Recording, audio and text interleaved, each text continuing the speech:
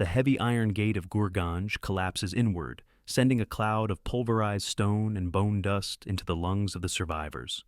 It is April 1221, and the Khwarezmian Empire is ending not with a scream, but with a sorting.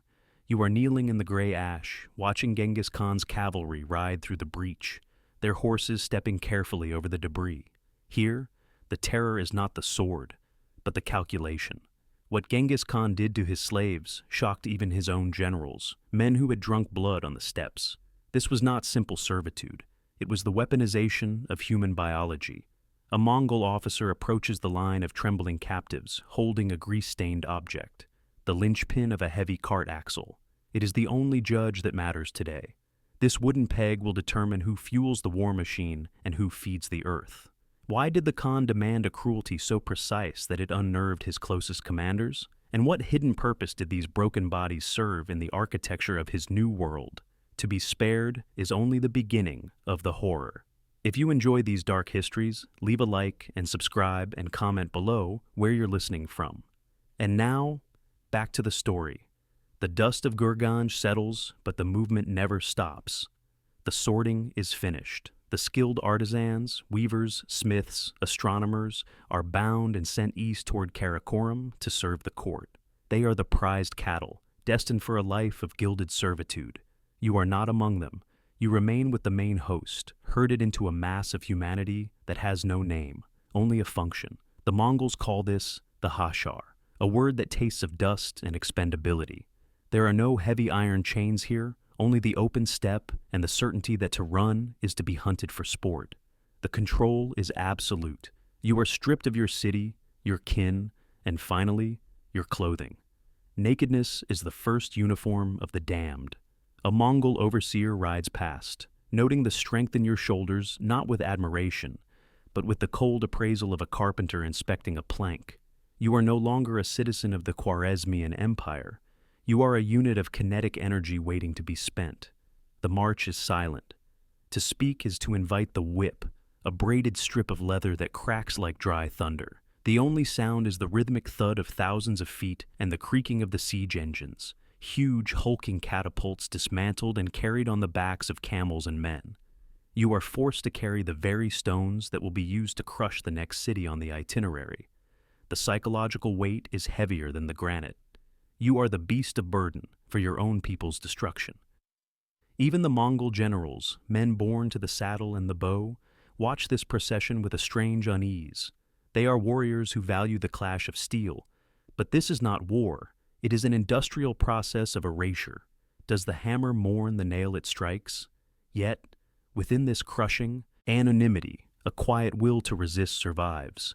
It is not found in shouts or clenched fists, but in the friction of skin against stone. When an old man stumbles under a load of timber, you shift your shoulder to take the weight. You do not look at him, you only look at the ground. The overseer sees this small transfer of burden. He does not strike. He merely watches, calculating how much more work can be extracted from a bond between slaves. It is a terrifying realization. Even your compassion is a resource they have accounted for. Then comes the offer of mercy, delivered with a smile that does not reach the eyes. The army halts before the walls of a new city, perhaps Nishapur or Herat. The moat is wide, deep, and filled with stagnant water. The general points to the bundles of wood and sacks of sand piled nearby. Fill it, the order comes down. Work, and you shall eat tonight. It sounds like salvation. It sounds like a chance to survive one more day. But as you lift the first bundle, looking up at the archers on the walls who wear the same clothes you once wore, you realize the true cost. To eat their bread, you must kill your kin. The condition is stated not with a scroll or a proclamation, but with the point of a lance. The Mongol officer gestures toward the city walls of Nishapur, now looming high and terrible above the plain. The moat is a gaping mouth that must be fed. The order is absolute: advance and fill the ditch, or remain and be put to the sword where you stand. There is no middle ground, no negotiation, and no prison cell waiting for the conscientious objector. You either convert to the logic of the siege, or you vanish. The air is thick with the smell of wet earth and impending violence. The defenders on the ramparts, men you might have traded with in the markets only weeks ago, are stringing their bows. They look down at the mass of hashar approaching them. They hesitate. They see the faces of their neighbors, their cousins, the very people they are sworn to protect. The Mongols are counting on this hesitation. It is a psychological breach before the physical one. A tanner from the old quarter, a man whose hands are stained permanently dark from walnut husks, stops. He drops his bundle of brushwood. He does not scream defiance or call upon God. He simply looks at the Mongol captain and says, "I will not." The response is immediate. A curved saber flashes, severing the tanner's neck. He falls into the mud, his silence more deafening than his refusal. The line does not stop. It shuffles over him. The lesson is etched into the minds of the living. Autonomy is a fatal defect. As the first wave reaches the moat's edge, the hesitation on the walls breaks. The defenders must fire, or the city falls. The arrows begin to rain down, not on the Mongol warriors waiting safely out of range, but on you. The cruelty of the Khan's design becomes fully clear. He has forced the Khwarezmians to slaughter their own people to buy a few hours of safety. Mercy is a mask for efficiency. The pressure escalates. The bundles of wood run out. The sacks of sand are gone. But the moat is not yet full. The Mongol drums change their rhythm, a faster, more urgent beat. The officers begin to push the hashar directly into the water. The distinction between the laborer and the material has dissolved. You are no longer carrying the debris. You are the debris. This is the revelation that chilled the blood of the generals. To the Khan, a captured population is not a prize to be ruled, nor even a workforce to be exploited. They are ammunition. The why is terrifyingly simple. Preservation of Mongol life. Every arrow that strikes a slave is an arrow that does not strike a trooper. Every body that fills the moat is a bridge for a Mongol horse. The price of your survival is to become the pavement for your enemy's victory. And yet, in this abyss, a strange inversion occurs. The screaming stops. The pleading fades. A collective numbness takes hold of the survivors. A discipline forged in the absolute absence of hope. You stop flinching at the whistle of arrows. You throw the stones. You pile the earth. You step over the fallen with a mechanical precision. The intent was to break your spirit, to reduce you to panic. Instead, it has hardened you into something like iron, cold, unfeeling, and silent. You have become exactly what the Khan required, a tool that does not feel pain. The moat fills. The water is choked with wood, stone, and the gray tunics of the fallen. The path is clear. The Mongol heavy cavalry begins to trot forward, their hooves thudding on the bridge you built with your brothers' bodies. The bridge is made of bone. The smoke over Nishapur does not clear for days. It hangs heavy and oily, a shroud woven from the burning beams of the citadel and the pyres of the uncounted. The Mongol host does not linger to govern the graveyard they have created. They are nomads, driven by the grass and the seasons. They take the artisans, the gold, and the horses, and they turn their backs on the ruin. You are left standing in the mud of the filled moat. The noise of the drums has faded into the east, replaced by the wind whistling through the gaps in the broken walls. This is your rebirth.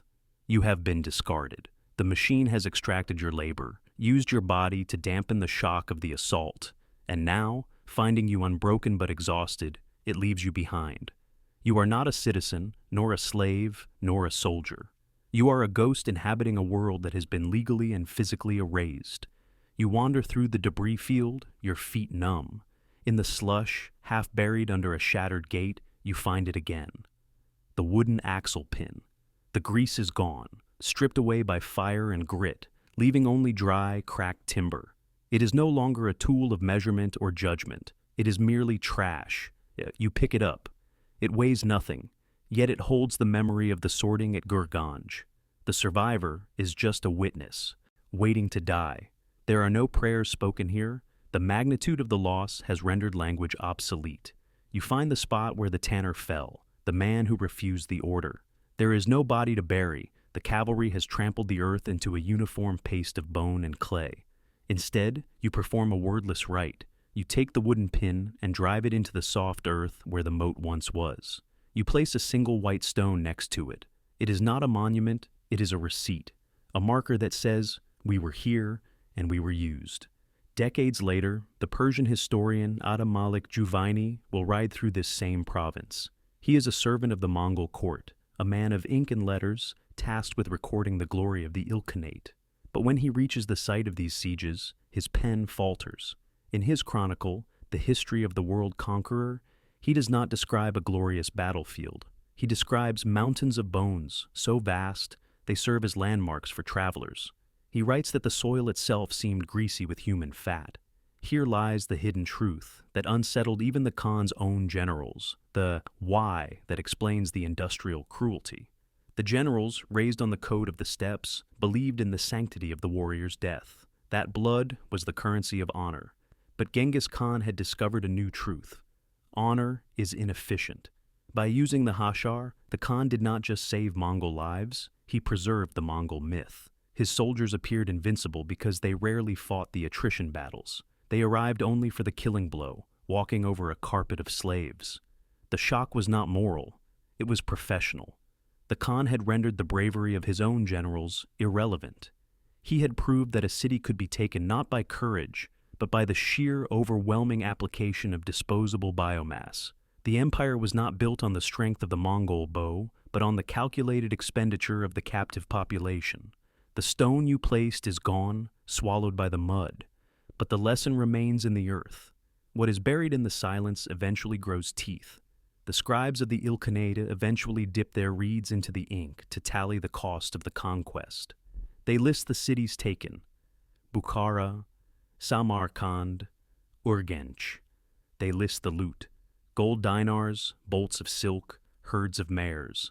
But the column for the dead is left blank, or filled with hyperboles so vast they lose all meaning. 1,700,000, they write of Nishapur. It is a number so large it becomes static, white noise that hides the individual scream of the tanner, the weaver, the father. The erasure is total. Whole dialects vanish from the human tongue. Techniques for glazing blue tile, passed down for 10 generations, are extinguished in a single afternoon because the master potter was used to fill a ditch. The cultural memory of Central Asia is lobotomized. The mountains of bone that Juvaini saw are eventually ground down by the wind, and the rain returning to the soil to feed the grass for the Mongol horses. The circle of consumption is closed. The biological energy of the Khwarezmian Empire has been transmuted into the borders of the Mongol Empire. Travelers in the region, centuries later, still speak of the wind of wrath. They say that in the high passes, when the air is thin and cold, you can hear not the clash of armies, but the shuffling of bare feet on stone. It is the sound of 1,000,000 ghosts carrying the weight of their own doom, a procession that marches forever, just beyond the edge of sight. And now we return to the image at the gate of Gurganj. The dust has long since settled. The grease-stained axle pin, that simple wooden arbiter of life and death, has rotted away into the steppe. But the shadow it cast remains. The sorting did not end in 1221. The logic of the hashar, the reduction of a human being to a unit of kinetic energy, was a discovery too potent to be forgotten. It waits in the archives of history, a blueprint for efficiency that tyrants have studied ever since. You are no longer kneeling in the ash. You are standing in the safety of the present. But if you listen closely to the silence, past the comfort of your own walls, you can still hear it. The heavy, rhythmic thud of feet marching into the moat. The sound of a world being built on the backs of the disposable. Subscribe, hit the bell, and like. The Khan is dead, but the axle still turns.